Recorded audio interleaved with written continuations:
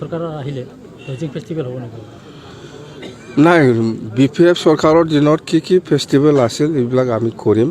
আৰু BPF চৰকাৰ আহিলে আমাৰ আগত যেনিবা এডুকেশ্যন ছেক্টৰত আমি এইবাৰ আগৰ দিনত যেনিবা UPSC এক্সাম দিয়া প্ৰিলিম পাছ হোৱাসকলক যি ফেচিলিটি দিছিল এইবিলাক আমি কণ্টিনিউ কৰিম।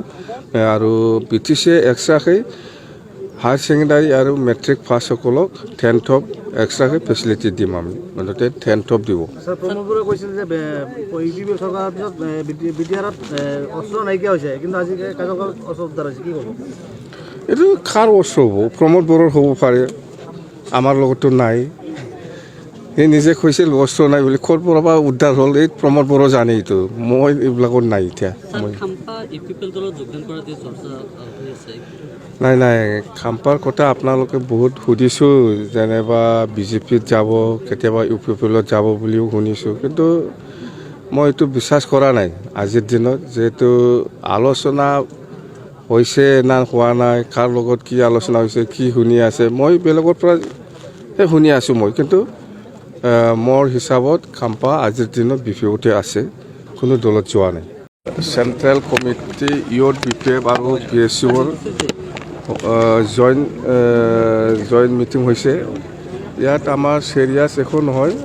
হিচাপে ভৱিষ্যত BTCত আমি কি প্লেনিং লৈ পেলাই কাম কৰিম, সকলৰ যিটো বেকাৰ সমস্যা বা ইউথৰ যিখিনি চৰকাৰ হিচাপে ফেচিলিটি পাব লাগে, এইবিলাক গোটেই কথাবিলাক আমি আলোচনা কৰিছোঁ, বেলেগ একো নাই।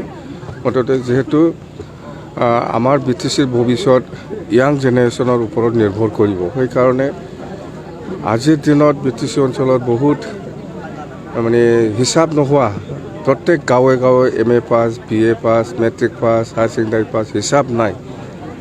তো এইবিলাক য়াং জেনেৰেশ্যনক আমি কেনেকৈ ব্যস্ত কৰিব পাৰে, ইহঁতৰ যিটো বেকাৰ সমস্যা, এইবিলাক আমি কেনেকৈ কি ফেচিলিটি দিলে ইহঁতক সমস্যাটো সমাধান কৰিব পাৰে, তাৰ কাৰণে 2025ত যেতিয়া চৰকাৰ আহিব, এই সময়ত আমি কি প্ৰজেক্ট ল'ম বা কেনেকৈ কৰিম, সেইটো লৈ আলোচনা কৰিছে।